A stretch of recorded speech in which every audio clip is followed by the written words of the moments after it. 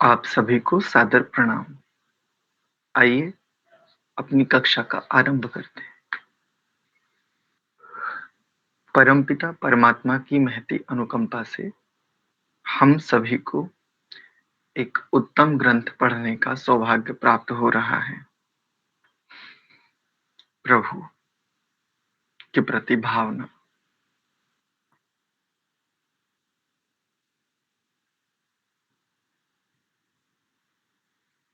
जिनके आश्रय की स्मृति मात्र से जीवात्मा आह्लादित हो जाता है, जिनके प्रति समर्पण मात्र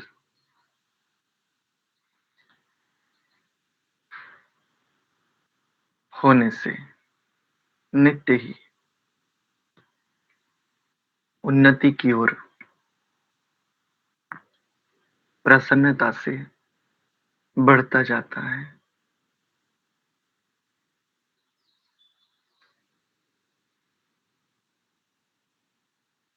किसी भी तप को करने में अत्यंत उत्साहित होकर नित्य ही अपने कल्याण हेतु अग्रसर।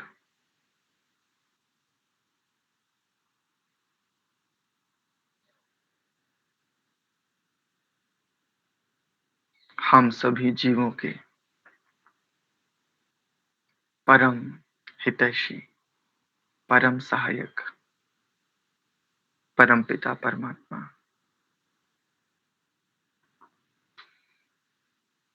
मंत्र पाठ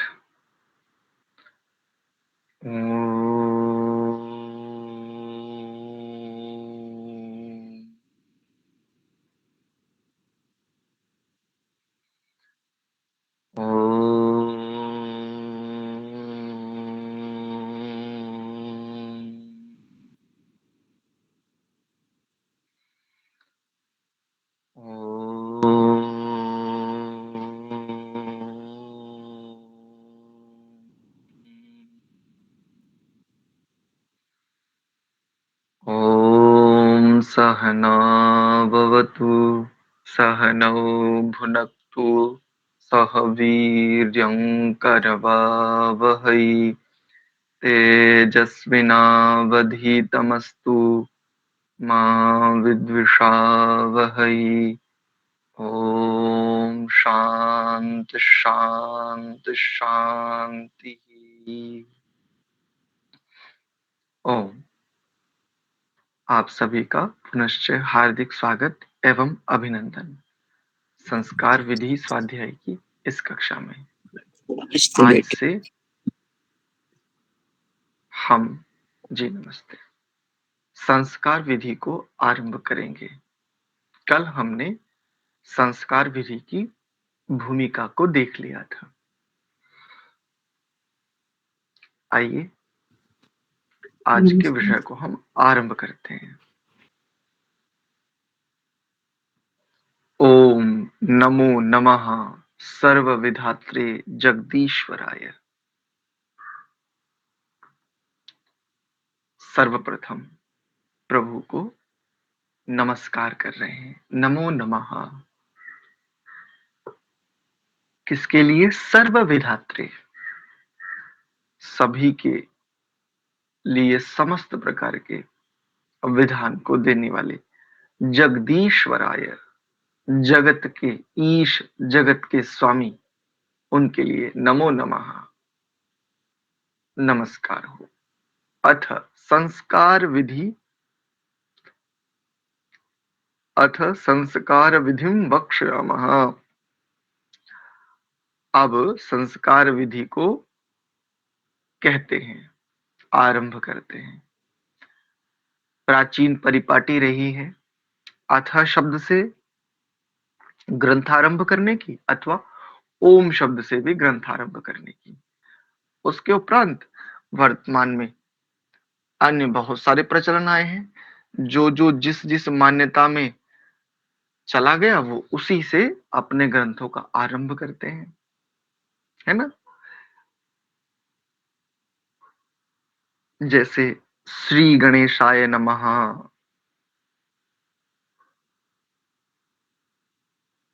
कृष्णाय नमः, वासुदेवाय नमः, शिवाय नमः इत्यादि बहुत कुछ चलता है। लेकिन अथ शब्द और ओम शब्द ये प्राचीन परिपाटी है, ये ऋषियों की परिपाटी है। अथ शब्द के विषय में अनेकों बार वैसे चर्चा हुई है। एक बार संकेत करते चलते हैं, पुनः पुनर्स्मृति हो जाएगी। अथ शब्द अधिकार अर्थ में होता है। और अधिकार किसको कहते हैं? अधिकार कहते हैं स्थिति विशेष को। सामान्य स्थिति को अधिकार नहीं कहेंगे। उदाहरण के लिए संक्षेप में यूं समझिए, यदि कोई सामान्य स्वाध्यायशील सज्जन कुछ लिखे और उसमें अथ शब्द ऐसा प्रयोग करे, तो ये उतना अधिकारी नहीं है जितना कि एक समाधिस्थ बुद्धि अधिकारी होती है। तो अथ शब्द का सीधा संबंध सदैव स्मरण रखिए समाधिस्थ बुद्धि से है। जो समाधिस्थ बुद्धि वाला है, जो भी चेतन पुरुष आत्मा, वही अथ शब्द का अधिकारी है। आइए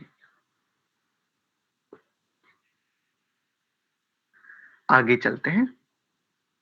ओम सहना भवतु, ये हम प्रतिदिन मंत्र का पाठ करते हैं। इसकी प्रासंगिकता आज आप देखेंगे। क्या आवश्यकता है इस मंत्र के पाठ की? तो देखिए, ओम परमात्मा का निज नाम, मुख्य नाम। जैसे किसी व्यक्ति का नाम है देवदत्त, तो देवदत्त ये इस व्यक्ति का मुख्य नाम है सांसारिक दृष्टि से। लेकिन अपनी माता का पुत्र है, अब पुत्र भी इसका नाम हुआ। ठीक ऐसे ही देखें तो अपनी भगिनी का भाई है, अब इसका दूसरा एक और नाम हो गया भाई। यदि कहीं ये यात्रा करे तो वहां इसका नाम यात्री हो जाता है। यद्यपि देवदत्त नाम भी है, यदि भाई है तब भी देवदत्त ही है, यदि पुत्र है तब भी देवदत्त ही है, यदि यात्री है तब भी देवदत्त ही है। लेकिन क्रिया विशेष के कारण, गुण विशेष के कारण, व्यवहार विशेष के कारण नाम बदल जाता है ना। बस ठीक ऐसे ही प्रभु का, ईश्वर का मुख्य नाम तो ओम ही है, जिसके लिए यजुर्वेद आदि ओम खम ब्रह्मा तस्य वाचकः प्रणवः इत्यादि दर्शन में भी आता है, योग दर्शन में। तो उनका ओम नाम।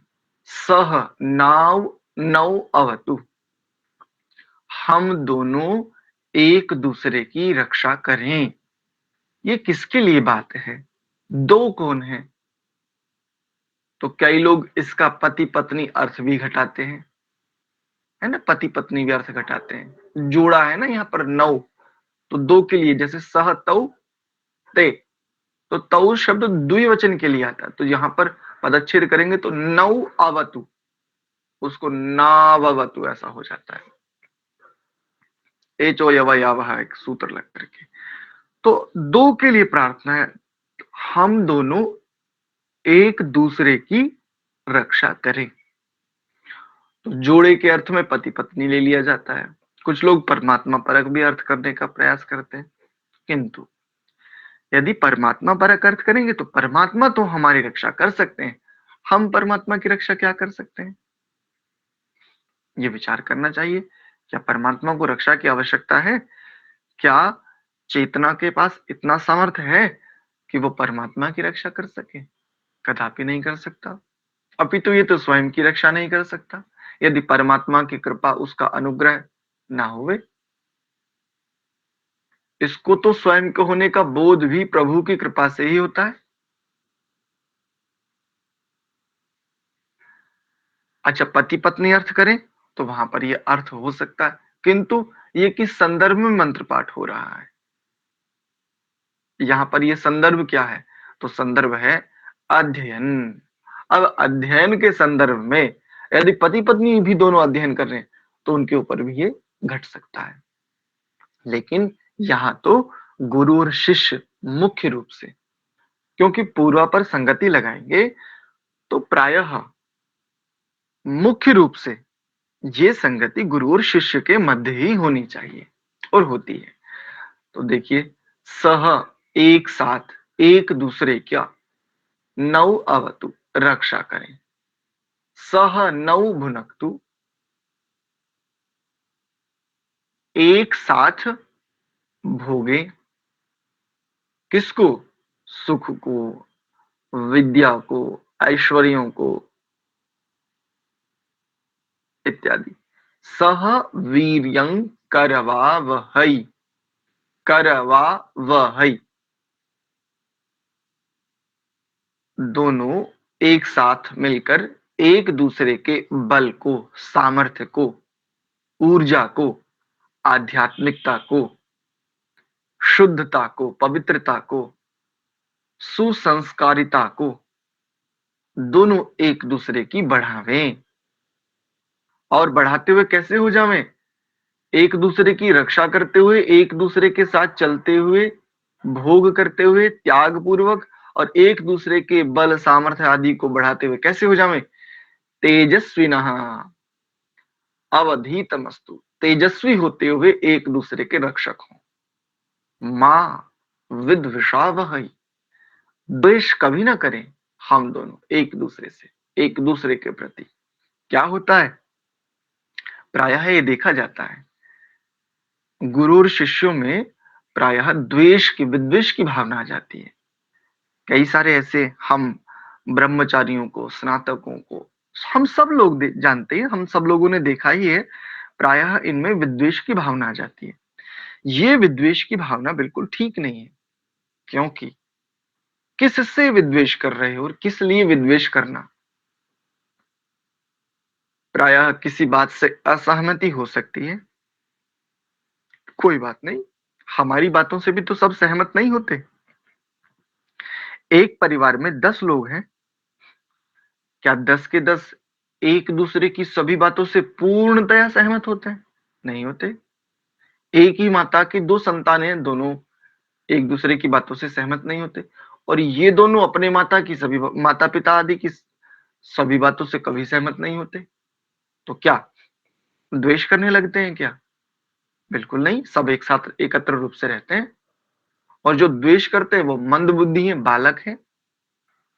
द्वेष करना ही नहीं चाहिए।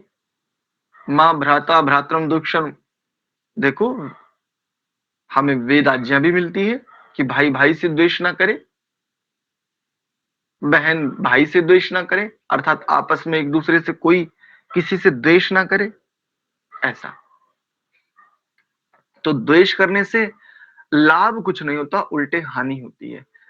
जैसे एक परिवार में कई सदस्य होते हैं तो वैचारिक मतभेद होता ही है, लेकिन मतभेद होते हुए भी जैसे एक परिवार में हम सब क्या कहते हैं, मैं अमुक परिवार का व्यक्ति हूं, मैं उस वंश का हूं, मेरा गोत्र यह है।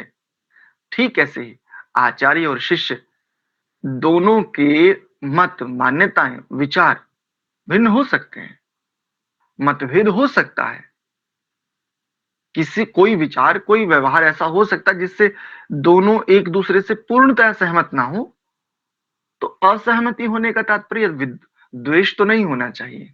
जैसा हमने पिछले दिनों कक्षा में एक बार रखा था, आरंभ में इतनी अधिक श्रद्धा होती है कि परम पूज्य आदरणीय श्री 1008 ऐसे ऐसे भारी भरकम संबोधन अपने आचार्यों या जो अपने अग्रज हैं उनके प्रति लगाते हैं, और जैसे ही जिनके प्रति इनकी अगाध श्रद्धा थी, जिनके प्रति ऐसे भारी भारी शब्दों का प्रयोग कर रहे थे, जैसे ही अब इस व्यक्ति को जिनके प्रति इनकी श्रद्धा थी, यानी अपने अग्रज या अपने आचार्य या अपने शिक्षक या अपने प्रेरक के प्रति, जैसे ही इस प्रेरक के जीवन के किसी दोष का इसको बोध होता है, ये भयंकर द्वेष करने लगता है। तो ये जो श्रद्धा थी, ये ज्ञान के प्रति थी, विद्या के प्रति थी, या व्यक्ति के प्रति थी?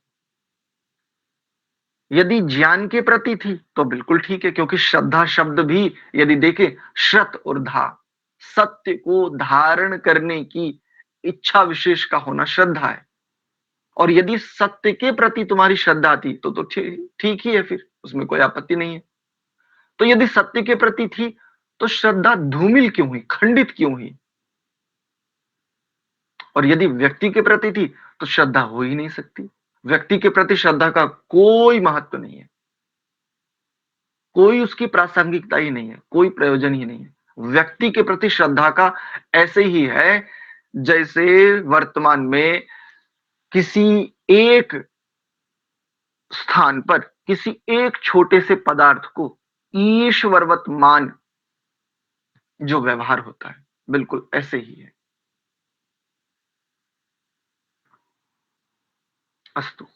तो एक दूसरे की रक्षा करें, एक दूसरे के सामर्थ्य बल आदि को बढ़ावें, एक दूसरे की ऊर्जा को बढ़ावें, कभी एक दूसरे दूसरे की ऊर्जा का भंजन ना करें, और तेजस्वी होते हुए एक दूसरे की रक्षा करें। द्वेष कभी ना करें।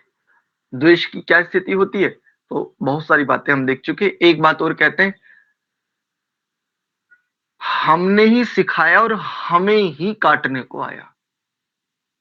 ये प्रायः शिष्यों में देखा जाता है, अनुजों में देखा जाता है। पिता से सीखा है और कल को पिता को ये कह देते हैं, हम आपने क्या किया मेरे लिए? जिस दिन तुम उस अवस्था और स्थिति में आओगे, तुम्हें बोध हुआ कि उन्होंने क्या किया तुम्हारे लिए। इसलिए यदि हमारे भीतर भी, किन्हीं के भीतर भी ऐसी स्थिति है, धीरे धीरे धीरे इस पर प्रतिदिन काम करना होगा। और जितनी सहजता हमारे भीतर घटित होती जाएगी, उतना ही हम समाधि के, उतना ही हम उन्नति के समीप जाते जाएंगे। आइए आगे देखते हैं। ये तैत्रीय आरण्यक का है, ये जो सहनावतु, ये तैत्रीय आरण्यक का है। अब आगे देखिए, कुछ श्लोकों के आधार पर नमस्कार आदि करते हुए प्रयोजन बताएंगे स्वामी दयानंद जी। सर्वात्मा सच्चिदानंदो विश्वादिर विश्वकृद विभु भूयात तमाम सहायो न सर्वेशो न्याय कृच्छुचि। कह रहे हैं सर्वात्मा, सभी का आत्मा, सच्चिदानंद, जो कैसा है सभी का आत्मा, सच्चिदानंद है। सत अर्थात अस्तित्व वाला है, चित अर्थात चेतन है, और आनंद आनंद स्वरूप है, आनंद वाला है। तो देखो, प्रकृति केवल सत है, अस्तित्व वाली है, ना चित है और ना आनंद वाली है। जीवात्मा सत भी है और चित भी है, और परमात्मा सत भी है, चित भी है और आनंद वाला भी। तो प्रकृति को तो आनंद चाहिए नहीं, प्रकृति को तो कोई प्रयोजन ही नहीं है, ना आनंद से ना आनंद से विरुद्ध कुछ भी, क्योंकि प्रकृति अपने आप में जड़ पदार्थ है, जड़ वस्तु है। जीवात्मा चित्त भी है और इसका अस्तित्व भी है, इसकी सत्ता भी है। इसको आनंद चाहिए, प्रकृति के पास आनंद नहीं है, किंतु प्रकृति की सहायता से ईश्वर के पास जो आनंद है वह जीवात्मा को चाहिए। प्रत्येक आत्मा की आंतरिक अंतिम इच्छा आनंद ही है, क्योंकि सुख से भी ऊब जाता है। प्रत्येक का अनुभव है, हम सबका अनुभव है, सुख से प्रत्येक व्यक्ति ऊब जाता है, चाहे जितना ऊंचा सुख हो। सुख प्रारंभ में प्रिय लग सकता है, किंतु कुछ समय को उपरांत जो आध्यात्मिक नहीं भी है वह भी यह अनुभव करता है कि मैं इस सुख से ऊब रहा हूं, मेरी इस सुख में अब ऐसी रुचि, ऐसी गति नहीं है जैसी प्रथम थी। तो आंतरिक मांग क्या है? वही आनंद की। जो निरंतर बना रहे, जो दीर्घ काल पर्यंत एक जैसा बना रहे, क्योंकि आनंद में शांति है, स्थिरता। या इसको दूसरा विपरीत थोड़ा सा उलट करके देखें तो शांति और स्थिरता आनंददायक होते हैं। कई बार हम मौज में होते हैं, उपासना आदि करके, या भीतर से कुछ ऐसा स्पंदन हो जाता है, कुछ प्रस्फुटन होता है, तो हम प्रायः मौज में होते हैं। किसी से हम कुछ नहीं कहते, लेकिन मुखमंडलाकृति पर एक विशेष आभा, एक विशेष प्रसन्नता होती है। चित्त विशेष प्रसादन की अवस्था में होता है। कोई हमसे पूछ ले उस समय, क्या बात है, बड़े प्रसन्न हो, तो हम मंद मुस्कान के साथ एक उत्तर देते हैं, नहीं बस ऐसे ही बस। तो ये क्या है? ये वही शांति और स्थिरता का परिणाम है कि आप इतने समय के लिए आनंद को अनुभव कर रहे हैं। ये आनंद का छोटा स्वरूप हो सकता है, लेकिन है ये आनंद ही। ये जो मौज है ना भीतर से, कुछ ना चाहिए, ना किसी को कुछ देना, ना किसी से कुछ लेना, कुछ नहीं चाहिए, बस लेकिन प्रसन्न हूं, शांत हूं, स्थिर हूं, तटस्थ हूं, सहज हूं। ये जो स्थिति है, ये आनंद वाली स्थिति है। और जब दीर्घ काल के लिए निरंतरता इस स्थिति में बन जाए, इस स्थिति में अवस्थित हो जावे, दीर्घ काल, सुदीर्घ काल पर्यंत निरंतरता पूर्वक, इसी को आप मुक्ति, अपवर्ग, मोक्ष, रिक्ति आदि शब्दों से कहते हो, निश्रेयस। यही है।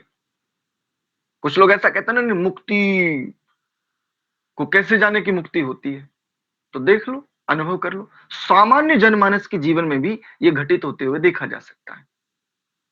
ये सामान्य स्थिति है, क्योंकि ये शांति, ये स्थिरता, ये तटस्थता, ये सहजता भंग हो जाती है, फिर क्लेशित हो जाता है व्यक्ति। प्रत्येक व्यक्ति कभी ना कभी अपने जीवन में इसको अनुभव करता ही है। और आगे क्या कहा? विश्वादि ही, विश्व के आदि, ब्रह्मांड के उत्पादक, विश्व कृत विभु, जगत उत्पत्ति करता। और विभु शब्द का अर्थ क्या होगा? व्यापक, जो सर्वव्यापक है, विश्व के आदि और विश्वकृत विभु, जगत की उत्पत्ति करता। पारिभाषिक शब्द ले तो ब्रह्मा, जैसे हमने आरंभ में कहा था। अब ब्रह्मा की कल्पना क्या करते हैं वो लोग? ब्रह्मा की कल्पना करते हैं कि जिसके चार मुख हो। चार मुख हो तो सोएगा कैसे भाई? अब जिस करवट भी लेटेगा बेचारा, एक मुख दब जाएगा और दम घुट जाएगा, मृत्यु हो जाएगी इसकी। ये तो ब्रह्मा स्वयं के लिए ही अभिशाप सिद्ध हुआ। ये तो स्वयं की रक्षा नहीं कर पा रहा, ये अन्यों की रक्षा क्या करेगा? इसे तो यही नहीं पता चला कि भाई तुझे अपनी स्वयं की स्थिति कैसे निर्मित करनी है, यदि ये ब्रह्मा चार मुख वाला होता है। ऐसी कल्पना करते हैं। तो चार मुख का तात्पर्य होता है चार वेदों का ज्ञान रखने वाला, इसको चतुर्मुखी कहा जाता है। जैसे एक शब्द आपने सुना होगा, दशानन, दशमेश। तो जो इन 10 को, अर्थात इन इंद्रियों को अपने वश में कर लिया जाता है, उसको दशमेश, दशम ईशः इति दशमेशः। जो इन 10 को वश में कर लेता है, उसको इंद्रियों का स्वामी, दशम ईशः ऐसा कहते हैं। और दशानन, तो जो इनका हनन कर रहा है, इनसे हनन को प्राप्त हो रहा है, उसको दशानन ऐसा कहते हैं। तो ठीक ऐसे ही ब्रह्मा शब्द का अर्थ भी क्या? तो जैसे हमने आरंभ में कहा, देवदत्त नाम होते हुए भी वो पुत्र भी होता है, वो भाई भी होता है, वो यात्री भी होता है, वो रोगी भी। अनेकों व्यवहार, अनेकों स्थिति पर जैसे उसके नाम बदल रहे हैं, क्रिया विशेष के कारण, गुण विशेष के कारण, व्यवहार विशेष के कारण, ठीक यहां पर भी ईश्वर एक ही है, इसको निर्विवाद रूप से सब स्वीकार करते हैं। फिर ये ब्रह्मादि की कल्पना क्यों करते हो? इसकी संगति ठीक क्यों नहीं लगाते? तो विभु अर्थात व्यापक, अर्थात विश्वकृत विभु अर्थात ब्रह्मा। ये जगत की उत्पत्ति करने के कारण ईश्वर को, जिनका मुख्य नाम ओम है, उसको ब्रह्मा कहते हैं। आगे देखेंगे। आशा करता हूं आप लोगों को ये ब्रह्मा शब्द बहुत अच्छे से स्पष्ट हो गया होगा कि विभू का अर्थ व्यापक होता है और ब्रह्मा ईश्वर को क्यों कहते हैं। ये आपको बहुत अच्छे प्रकार से स्पष्ट हो गया होगा। आगे देखिए। भूयात् तमाम सहाय नः सर्वेषु, सर्व ईशः, सभी का ईश, सभी का स्वामी। कैसा है? न्यायकृत, अत्यंत न्याय करने वाला है, न्यायकारी है। और कैसा है? शुचि ही, शुद्ध न्यायकारी है। अब इसका क्या अर्थ ले में? जिसका स्वरूप ही है न्याय। जैसे अग्नि का स्वरूप कैसा होता है? तो अग्नि का स्वरूप ताप स्वरूप होता है, दहन स्वरूप होती है अग्नि। तो ठीक ऐसे ही, यानी अग्नि का स्वभाव है दहकता, ताप। ठीक ऐसे ही परमात्मा का स्वभाव ही है न्याय। अपने स्वभाव के विरुद्ध परमात्मा नहीं जा सकता, आत्मा जा सकता है। इसलिए क्या कहा? भूया तमाम सहाय, ऐसा जो सबका स्वामी है, हमारा सहायक होवे। नह अस्माकम सर्वेशः, सभी का ईश, सबका स्वामी। तो देखिए, प्रथम ही स्तुति किस प्रकार से कर रहे हैं। यदि इतनी सरलता से स्तुत्यादि को देख करके भी कोई शंका ही करता रहे, कोई केवल मात्र आक्षेप ही लगाता रहे, अब उसको क्या कहा जाए। इतना उत्तम आरंभ, सर्वात्मा, कैसे सुंदर शब्दों का प्रयोग है। विश्वादि, विश्वकृत विभु, न्यायकृत शुचि। बताइए, इतने सुंदर श्लोकों के ऐसी ऐसी उत्तम पुष्पों से युक्त किसी के विधान में भी जब कोई आक्षेप लगाए तो उसको क्या कहा जाए। अस्तु, आगे देखते हैं। देखिए, गर्भाद्या मृत्यु पर्यंता संस्काराः षोडशैव ही वक्ष्यन्ते तम नमस्कृत्य अनंत विद्यम परमेश्वरम। परेश्वरम, परमेश्वरम भी ले सकते हैं, परेश्वरम भी ले सकते हैं। श्लोक रचन की दृष्टि से परेश्वरम भी शब्द ठीक है। गर्भाद्या, गर्भाधान से लेकर मृत्यु पर्यंता, मृत्यु पर्यंत संस्काराः षोडशैव ही, 16 होते हैं। गर्भाधान से मृत्यु पर्यंत 16 संस्कार ही होते हैं। षोडश इव, अब बिल्कुल स्पष्टता से विधान कर दिया। इव शब्द और ही शब्द, ये दोनों इसके लिए कह रहे हैं भाई 16 ही होते हैं, ना 15 होते हैं, ना 17 होते हैं।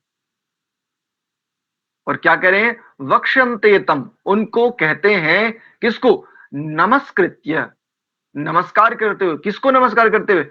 अनंत विद्यम परेश्वरम, जो अनंत विद्याओं वाले परेश हैं, परमेश हैं। ऐसे अनंत विद्य परमेश्वर को नमस्कार करते हुए वक्ष्यन्ते तम, तम वक्ष्यन्ते, उनको कहते हैं।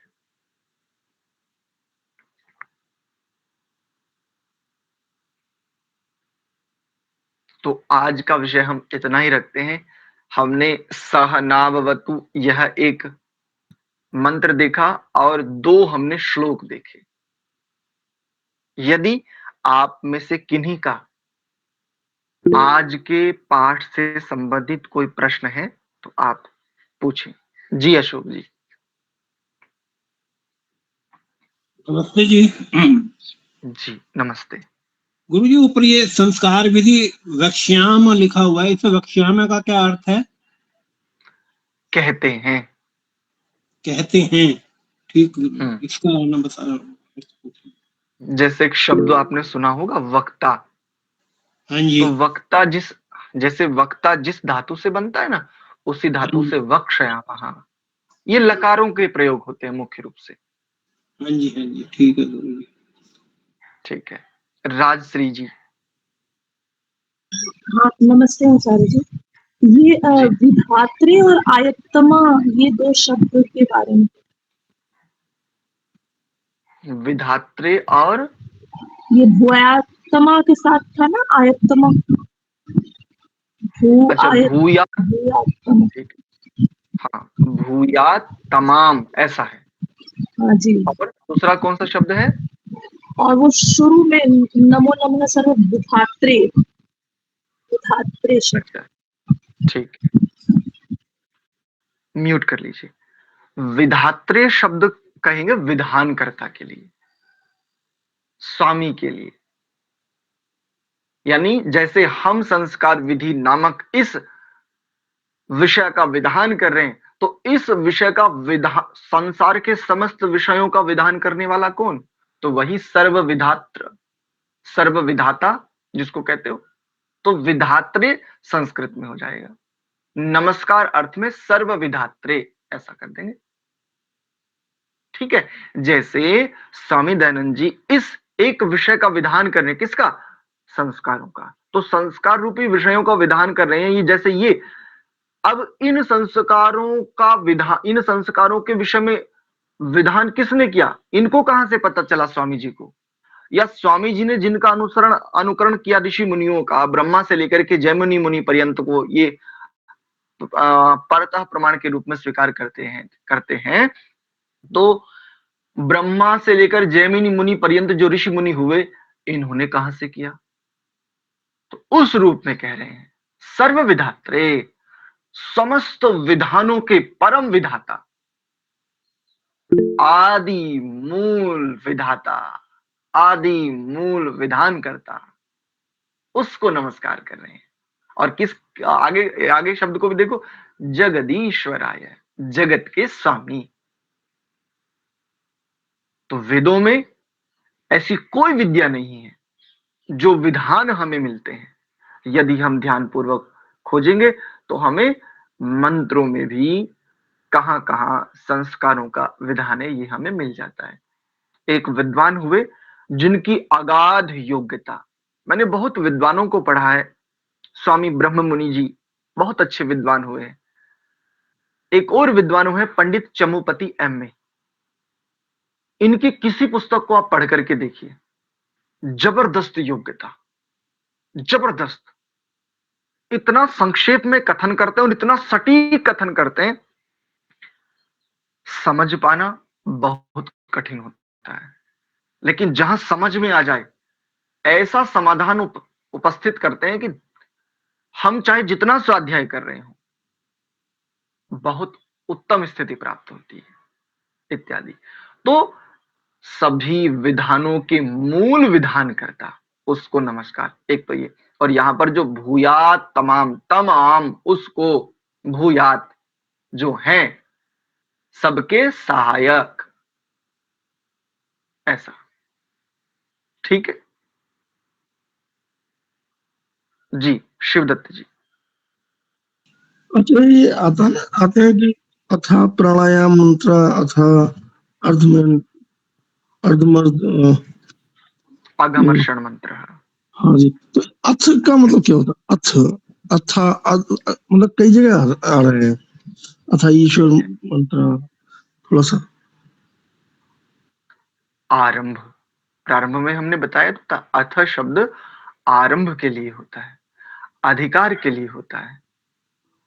आपने जिस संदर्भ में पूछा कि भाई जो संध्या आदि हम करते हैं उसमें होता है, तो उसमें किस लिए? तो देखो यहां पर ये जो अथ शब्द है ना, ये विशेष विधान को बताने वाला है। क्या विधान कर रहा है? जब आप ऐसा कहें, आपने शिखा बंधन किया, शिखा बंधन के उपरांत आपने आचमन किया, आचमन के उपरांत फिर आप अंग स्पर्श कर रहे हैं, ओम वाक वाक, ओम प्राणा प्राणा, फिर आपने जल के छींटे दे रहे हैं। जैसे जैसे प्रकरण बदल रहा है तो वहां पर अथ शब्द का प्रयोग मिलता है। तो यहां पर क्या बात है, ये क्या विधान है? क्या कोई ये विशेष बात को कहता है? हाँ, कहता है। किसको? यदि वृत्ति भिन्न चली गई है, पुनः वापस ले आइए, पुनः एकाग्र हो जाइए, पुनः अपने प्रयोजन को स्मरण कीजिए। किस प्रयोजन के लिए आप बैठे हैं? कई बार संध्या करने बैठते हैं और संध्या का उच्चारण हो रहा होता है, कर रहे होते हैं हम, लेकिन उसमें स्थिति नहीं होती। पूरी संध्या हो गई, हमें यही नहीं पता चला संध्या कर भी ली हमने। केवल इतना भी नहीं कि यदि आंतरिक उच्चारण हो रहा था तो आंतरिक उच्चारण को हम अनुभव भी कर सके, केवल उच्चारण को भी अनुभव कर सके, उस फ्रीक्वेंसी के साथ भी कनेक्ट हो सके। कई बार ऐसा भी नहीं होता। तो ये अथ शब्द जैसे जैसे प्रकरण बदलते हैं, विधान के लिए, इस विधान के लिए मुख्य रूप से। ठीक है जी, कनिका जी। बहुत सुंदर। हाँ जी, नमस्कार जी। आपने ब्रह्मा का अर्थ बताया, अभी एक बार दोबारा से बता देंगे क्या कृपया करके?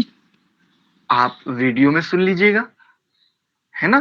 वीडियो आप पुनः देख लेंगे तो आपको स्पष्टता आ जाएगी। और ब्रह्मा शब्द मनुष्य, हाँ एक और बात कह देते हैं, ब्रह्मा शब्द मनुष्य के लिए भी होता है। जो चारों वेदों का ज्ञाता हो उसको ब्रह्मा कहते हैं, और परमात्मा को ब्रह्मा समस्त जगत की उत्पत्ति करने के कारण परमात्मा को, ईश्वर को भी ब्रह्मा कहते हैं। सुनीता जी। नमस्ते गुरुजी, 16 संस्कार कौन कौन से हैं? आप या तो पिछली कक्षाएं देख लीजिए, पिछली कक्षाएं उपलब्ध हैं, या तो वहां पर देख लीजिए, और यदि नहीं तो आगे हम बताएंगे 16 संस्कार कौन कौन से होते हैं, एक एक को पढ़ाएंगे आगे, गर्भाधान से लेकर के और अंत्येष्टि तक 16 संस्कार होते हैं, आगे भी बता देंगे। ठीक गुरुजी। ठीक है, ठीक है। राजश्री जी। आचार्य जी, ये पूछना चाहते हैं, वीर्यम करवावा है, आपने बताया तो था लेकिन वो थोड़ा स्पष्ट नहीं हो पाया। वीडियो सुनिए, फिर से वीडियो सुनिए, बार बार सुनिए। इतने परिश्रम के बाद यदि आप लाभ ना लेवें तो हम दोनों बालकों के परिश्रम करने का कोई लाभ थोड़ी ना रहा। बार बार सुनिए। जैसा मैं कहा करता हूं, प्रायः म्यूट कर लिया करें प्रश्न करके, जैसे मैं प्रायः कहा करता हूं, एक बार किसी भी विषय को सुनने मात्र से उस विषय में हमारी अवस्थिति हो जावे, ये आवश्यक नहीं है, बिल्कुल भी आवश्यक नहीं है। बार बार सुनने से उसमें प्रीति होती है, रुचि होती है, उसमें गति होती है, और जितनी रुचि होती जाएगी उतनी ही गति होती जाएगी। यत्र रुचिरस्ति तत्र गतिर्भवति, यत्र न रोचते तत्र गति कुतः। जिसमें रुचि नहीं होगी तो उसमें गति कहां से होगी? तो वहां से सुनिए। ठीक है, बहुत व्यापक अर्थ बताया था वहां, वीर्यं करवा वही का। वैसे वीर्य शब्द बल आदि के लिए प्रयोग किया जाता है, लेकिन बहुत सारे संदर्भों को जोड़ करके हमने वहां बताया। ठीक है, अन्य किसी का कोई प्रश्न नहीं है? कोई और भी प्रश्न है क्या? राजश्री जी, आपने अभी भी हैंड रेज किया हुआ है। धन्यवाद धन्यवाद। ठीक है, चलिए एक बार ओम का उच्चारण कर आज की इस कक्षा को यहीं विराम देते हैं।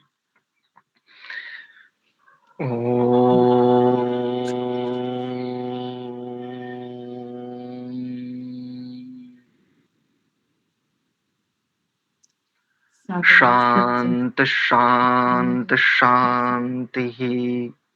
आप सभी को बहुत बहुत धन्यवाद। नमस्ते नमस्ते नमस्ते।